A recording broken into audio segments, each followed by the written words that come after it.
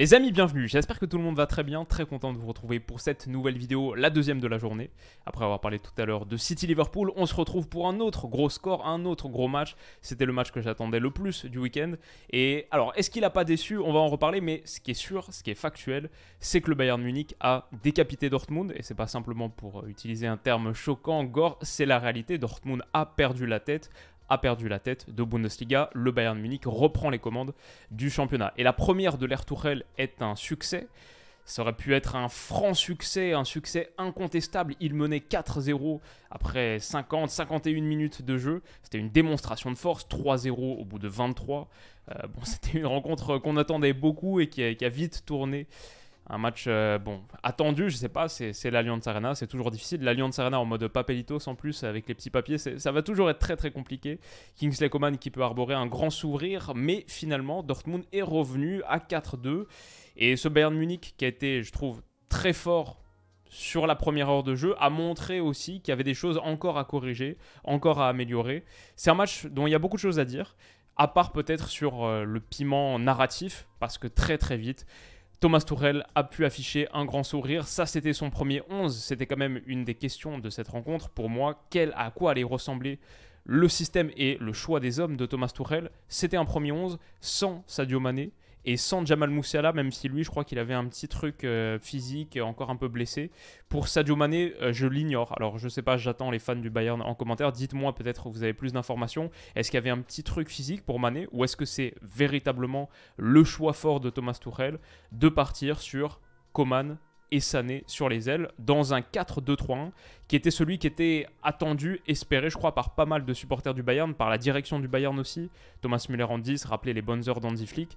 Un 4-2-3-1 qui a été initialement sous une bonne pression. Le Bayern a concédé, je pense, sur les 5-10 premières minutes, quelques situations à Dortmund. Le premier corner du match, par exemple, il est pour Dortmund au bout de 20-40 secondes de jeu. Mais derrière, le Bayern a repris un peu le contrôle et a ouvert le score, s'est aussi mis dans la facilité parce qu'il y avait une grosse erreur. Enfin, c'est le but gag totalement, ce but de 60 mètres de Dayot Upamecano. Moi, ce que je trouve intéressant, c'est que je me suis noté justement cette séquence dans mon petit bloc-notes là. Je prends toujours des notes pendant les matchs pour sortir les screenshots les plus utiles au coup de sifflet final. Et celui-ci, il m'intéressait beaucoup parce que c'était l'organisation du Bayern. C'était celui qui mettait bien en lumière à quoi ressemblait ce Bayern avec ballon sur sa phase de relance. Moi, j'aime bien les images où on voit bien le système. À l'Allianz Arena, c'est pas toujours facile parce que la caméra est assez basse, assez zoomée. Mais là, on voit bien que c'était un système à 4. Déjà, ça, c'est un gros changement par rapport à l'ère Nagelsmann et surtout les dernières rencontres sous Nagelsmann. Un système à 4, Upamecano, De Ligt, Pavard, Davies et Kimmich en seule pointe basse, même si théoriquement c'est un 4-2-3-1 pour moi avec Thomas Müller en 10, mais en réalité Goretzka est si haut, je suis même pas sûr qu'on le voit sur l'écran parce que là je pense que c'est Choupo-Moting, là c'est Thomas Müller, là c'est Sané qui va être lancé dans la profondeur par Upamecano. Goretzka est beaucoup plus haut, donc c'est un tandem avec deux milieux de terrain, Kimmich et Goretzka, mais ils ont des fonctions tellement différentes. Kimmich plus chef d'orchestre, organisation, participe à la relance, construction basse. Goretzka, les projections dans la surface de réparation, finir, ses appels box-to-box de 30 mètres, etc. Donc ouais, intéressant, mais franchement, ça ressemblait à un Bayern que j'ai déjà vu par le passé, au moins sur le système et l'organisation basique. Maintenant, c'est un Bayern qui s'est mis dans de très belles dispositions parce que cette ouverture de Dayot Upamecano, elle est certes un poil longue, mais déjà l'envie de jouer long, bon, ça rappelle un peu les heures Boateng, Dante à une époque, donc c'est plutôt quelque chose qui réussit bien en Bayern, et cette volonté de jouer long, pour le coup, elle paye parce que Gregor Kobel se prend totalement les pieds dans le tapis, lui qui revenait. C'était son grand retour, ça allait servir Dortmund, retrouver Kobel qui est un des deux, peut-être le meilleur gardien de Bundesliga cette saison. Bah malheureusement pour lui, il y a cette énorme bévue. Et derrière, Sané la touche pas, ouais, c'est dur pour lui. Je crois que Sané n'était pas en position de hors-jeu, sinon ça aurait été signalé, parce qu'à mon avis, il fait plutôt action de jeu. Mais voilà, on voit ici que Ryerson le couvre, et du coup... voilà, ça commence très fort et ça va être dur pour Dortmund et c'est dommage parce qu'ils avaient plutôt bien démarré le match. Mais derrière, le Bayern va dérouler, ça va être costaud. Je trouve que là, voilà, j'ai voulu mettre en lumière cette séquence. On le voit bien, encore une fois, sur une phase de relance basse. Le quatuor défensif, Kimmich très bas, Goretzka très haut. Et finalement, je trouve qu'avec ballon, ça ressemble à un 4-1-5 les 5 couloirs de jeu guardiolin, le truc classique que Tuchel aime bien mettre en place, avec Goretzka et Thomas Müller dans le demi-espace, Choupo en pointe, et les 2 couloirs orchestrés et occupés par Coman et Sané. Kimmich plus bas, finalement, ouais, c'est le 5+5, un peu classique. On a vu un petit peu tout à l'heure City de Guardiola avec les 3 défenseurs et Stones qui passaient aux côtés de Rodri pour faire cette relance à 5. Ça ressemble beaucoup à ça, les équipes inspirées Guardiola ou purement guardiolaines comme Man City. 5+5, 5 sur la phase de relance, 5 ensuite pour aller exploser et faire mal dans la moitié de terrain adverse. Ça a plutôt bien marché pour le Bayern, même si on va le voir, il y a des trucs à corriger pour moi. Ok, Upamecano, très bon, je trouve. Là, il surgit avec beaucoup de force. Récupération haute. Et derrière, Coman peut transmettre sur Müller. Je crois que ce qui a été fort sur ce Bayern, c'est leur capacité à se projeter avec beaucoup de vitesse, de tranchant.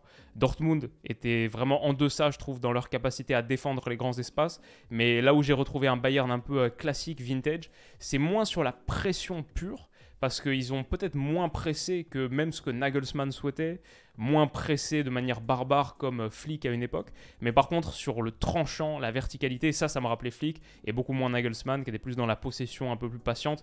Là, Tuchel à la récupération, ça tranchait vraiment de manière très très aiguisée, pointue, et même si le score est resté 1-0 pendant encore quelques minutes, cette grosse occasion-là de Goretzka, elle aurait pu faire 2-0. Sa projection, bah voilà, on en parlait, un rôle totalement différent de Kimmich. Sa frappe, elle aurait pris à contre-pied Kobel si Schlotterbeck ici l'avait pas dévié, si c'était pas allé en corner. Tuchel aime beaucoup ce qu'il voit là, avec, c'est parti, on le rappelle, d'une récupération haute, agressive de Dayot Upamecano, qui a brisé la contre-attaque de Dortmund, gegenpressing, et derrière, boum, grosse occasion, Tuchel qui est là, ouais, exactement, c'est ce que je veux voir, bravo, les dents serrées. Et en plus, sur le corner consécutif à cette frappe de Leon Goretzka, Matthijs de Ligt va s'élever beaucoup plus haut que Schlotterbeck, qu'il prend au duel aérien, et Thomas Müller au second poteau. Voilà, un but un peu classique Thomas Müller, déviation du genou, le petit sourire en coin de Thomas Tuchel. Et ouais, sinon, Kimmich, plus bas. Ce que j'aime bien, c'est sa capacité à aussi défendre la surface, protéger la surface, couper les centres.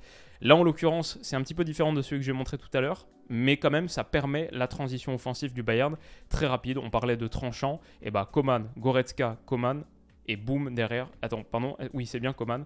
Coman, Goretzka, Coman, qui peut écarter à destination de Sané. Coman, Sané, les 2 gars sur les ailes. Ils ont énormément combiné. C'est le 4e but d'ailleurs qu'on va voir tout à l'heure au début de la seconde période. Énormément combiné d'aile à aile. L'utilisation de la largeur, c'est double 1-2 parfois. Voilà, sur les ailes, c'était très très fort ce que faisait le Bayern. Et Sané qui rentre intérieur, c'était une des meilleures performances de Sané, je pense, sur cette seconde partie de saison, où il était un petit peu en difficulté depuis quelques mois. Il y a encore des choses à corriger. C'était pas parfait, mais mieux. Et je crois que c'est un gros point positif à mettre dans la colonne Thomas Tuchel. Ça, c'est déjà une de ses réussites pour moi quand on voit ce que Sané produisait sous Nagelsmann. Et là, le ballon de Leroy Sané, il trouve Thomas Müller qui s'est bien déplacé aussi dans les bonnes zones. Malheureusement, derrière, il tergiverse un peu. Il la met à Coman qui est hors jeu. Bon, je crois que c'est la situation qui quand même va amener à la relance de Dortmund. Ça, c'est 30 secondes plus tard. Le Bayern s'est très très bien projeté en attaque rapide. Et en plus, derrière, Pavard va grimper haut. Et il y a de la pression. Elle n'était pas acharnée, systématique, mais quand même, le Bayern était dur à passer sur leur phase haute, sur la phase sans ballon haute. Et derrière, Sané récupère. Sa frappe est déclenchée. Kobel la repousse. Il est un peu fautif sur l'action, comme sur le premier but. Là, moins, mais quand même un peu, parce qu'il la repousse dans les pieds de Thomas Müller, qui a très bien suivi. Ça, faut quand même lui accorder, lui créditer. Il marque le 2e but du match parce qu'il est dans la bonne zone, parce qu'il est dans la bonne position, et parce que c'est un tueur. Derrière, en plus, pour Dortmund, c'est très compliqué. Schlotterbeck doit sortir sur blessure. C'est vraiment le naufrage, la catastrophe. Ce match qu'ils attendaient tant. Ils arrivaient à l'Allianz Arena, leader de Bundesliga. Derrière, il reste 8 journées de championnat. 3-0 au bout de 25 minutes. Et tu perds ton central sur blessure. Lui qui revenait de blessure en plus. Voilà, ça c'est un bon petit schéma qui était mis en lumière par la Bundesliga. Je regardais le match sur Sky Sports. Et on voit le temps de récupération moyen aujourd'hui versus cette saison en moyenne sous Nagelsmann. En moyenne, sous Nagelsmann, le Bayern récupère le ballon toutes les 12 secondes, récupérait le ballon toutes les 12 secondes. Avec Thomas Tuchel, c'était moins constant, systématique, acharné dans la pression. C'était toutes les 19,5 secondes. Après le Bayern, le Dortmund tient mieux le ballon que les autres, mais quand même, ce différentiel, c'est plus 50% à peu près. Quoi, encore un peu plus même, parce que 12 divisé par 2, 6, 12 plus 2, 6, 18, etc. Donc le Bayern prenait un petit peu plus de temps à la récupération que d'habitude, mais ils étaient moins vulnérables aussi. Leur bloc était moins haut, c'était moins, je sais pas, sur le rasoir que peut-être Nagelsmann ou que Flick même à une époque. Un peu plus équilibré dans l'approche. Par contre, ce qui changeait, c'était vraiment, une fois qu'il le récupérait, très très grosse vitesse dans la transition, et peut-être même le fait de le récupérer plus bas, ça pouvait bien leur aller, parce que du coup, ils peuvent utiliser l'énorme vitesse. C'est vrai que peut-être tu peux dire, pour le Bayern, récupérer tous tes ballons dans les 30 mètres adverses. Bon, ça a bien payé tout à l'heure, parce que ils ont quand même une superbe qualité pour exploiter ça. Thomas Müller se déplace dans les bonnes zones, sur le troisième but, je veux dire. Mais aussi le fait de le récupérer un peu plus bas, ça peut être bien pour piquer, parce qu'ils ont ces joueurs d'accélération. Ils ont beaucoup de vitesse, et entre Coman, Sané par exemple, bon, ils peuvent bien se déplacer dans les grands espaces. Et il n'y a que des grands espaces. Si tu as récupéré le ballon plus bas, ça c'est un peu mécanique quoi dans le foot, forcément si l'adversaire s'est un peu plus livré, a eu le temps de monter et d'être dans ton terrain, il va laisser plus d'espace derrière. Et là typiquement ce double 1-2, il me fait un peu penser à quoi, Suarez, Cavani, Coupe du Monde 2018, c'est le double 1-2, est-ce que c'est contre le Portugal? Mais voilà, boum, Coman qui balance, mais en fait c'est juste 1-1-2, mais qui balance de l'autre côté du terrain l'ouverture, la transversale pour Sané, qui derrière va rentrer intérieur et donner ce ballon dans un superbe espace pour Coman. J'ai envie de souligner le bon déplacement de Coman, j'ai envie de souligner la très belle passe de Leroy Sané, la vision, mais j'ai aussi envie de souligner Thomas Müller là, qui laisse passer entre les jambes, qui sent parfaitement le coup. Cet interprète de l'espace, il l'interprète aussi bien pour les autres. Parce qu'il a senti, il a compris que derrière, peut-être juste simplement par la force de la passe, que c'est pas pour lui. Et que derrière, il y a un appel encore plus tranchant, Kingsley Coman, dans son dos, qui va conclure du pied gauche après avoir raté une grosse occasion, même deux, en première période. Là, il finit admirablement bien.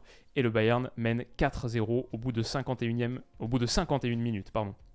On se dirige vers une véritable démonstration de force, un carnage. Voilà, là on le voit très bien, le déplacement. Bon, cette ligne de Dortmund, elle est un peu acculée aussi par le travail de Choupo-Moting qu'il faut souligner, mais elle est un peu mal organisée, quoi. Ici, Wolf ne suit pas Coman. Très bonne passe de Leroy Sané, ça fait 4-0. Ce que je voulais dire tout à l'heure par rapport à Kimmich, c'est que ces ballons qu'il coupe bas, ces centres qu'il coupe bas, il est souvent dans ces positions au premier poteau pour couper les centres dangereux. J'aime bien ça. C'est un truc un peu sous-estimé, je pense, de son registre. Ce qui est cool, c'est que du coup, comme il le fait, quand il contrôle comme ici, il se retrouve vite face au jeu. Et c'est pas mal d'avoir un Kimmich face au jeu, même dans des positions basses. Je trouve que là, le fait de pouvoir couper, d'être présent dans cette zone, c'est différent. Ce serait différent, pardon. Ma souris est partie au coin du bureau. Ce serait différent si c'était un défenseur central un peu plus rugueux, qui dégage en première intention, qui tacle. La Kimmich, il peut la récupérer en étant debout, face au jeu, et vite se retourner pour faire ce que le Bayern a fait de mieux sur ce match, la transition, l'explosion derrière. Kimmich qui transmet pour Coman, qui accélère pour Sané, boum.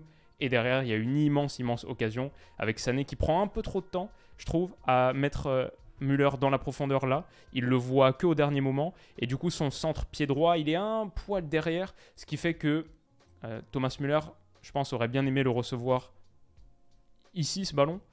Et il le reçoit un peu trop sur sa position actuelle. Parce que Sané pied droit, c'est pas aussi bon que Sané pied gauche. Petite distinction par rapport au match qu'on analysait tout à l'heure, où Grealish pied gauche est capable de faire des choses d'un très haut niveau, Mahrez pied droit, les deux qui ont donné une passe décisive de leur pied faible. Là pour Sané c'était un peu plus compliqué là sur cette action, et dommage ça va pas au bout. Mais sinon dans l'ensemble, encore une fois, Sané ici pour Coman, l'accélération, l'hyper vitesse. Coman qui peut trouver Thomas Müller.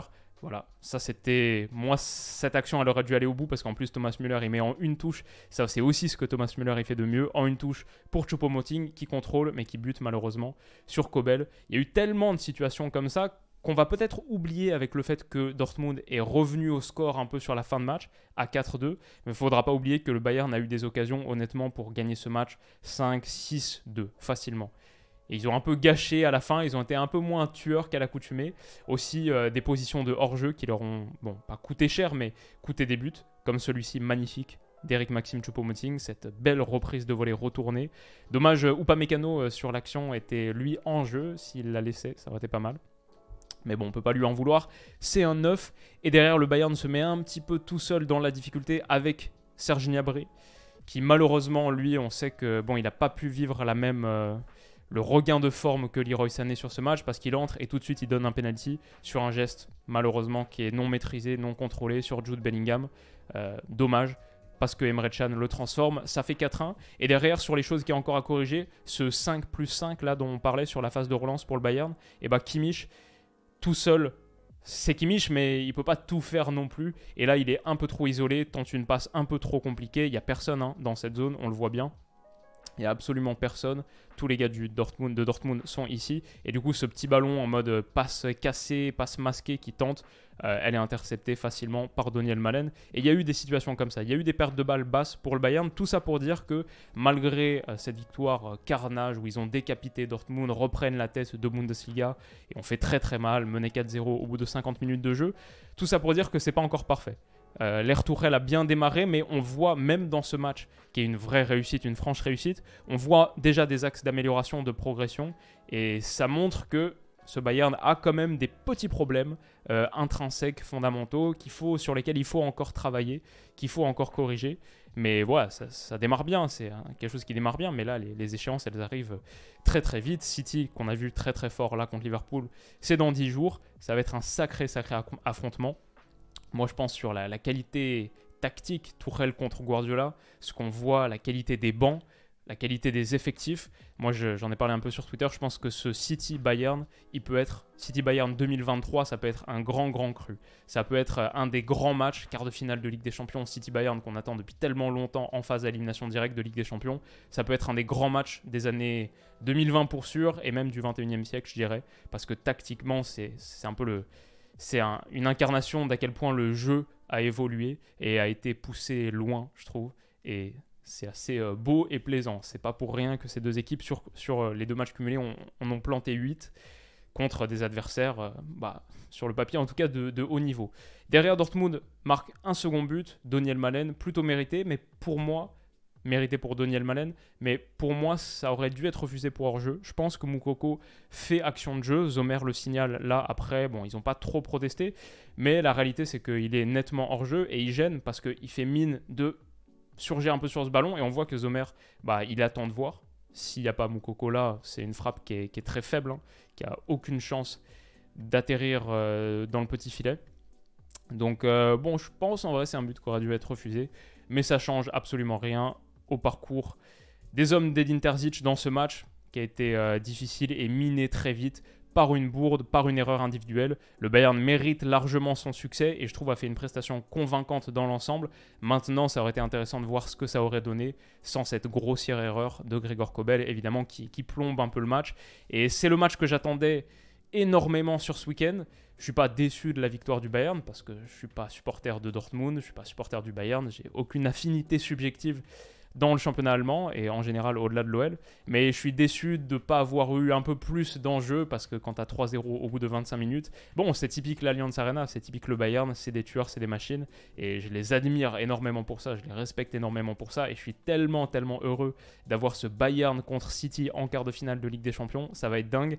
Mais voilà, ce match sur lequel j'étais sur un indice de hype 10 sur 10, c'est vrai qu'au bout de 30 minutes, à part assister un peu à la renaissance de Sané et continuer d'analyser, d'étudier ce nouveau Bayern Ère Tourelle, bon, sur l'enjeu, c'était un peu décevant. Forcément, dites-moi ce que vous en avez pensé si vous avez vu le match. Si vous n'avez pas vu le match, je vous remercie d'être là. Je suis touché du fait que vous regardez quand même l'analyse. Et voilà, un test réussi. En attendant la suite sur le récap de XG de 95 XG à 1,20, une victoire nettement méritée pour les partenaires de Thomas Tuchel qui est lui orienté tout de suite vers les prochaines échéances. Les amis, prenez soin de vous, passez un excellent samedi soir et on se retrouve demain pour parler de Paris Saint-Germain Olympique Lyonnais. Prenez soin de vous et à bientôt. Bisous.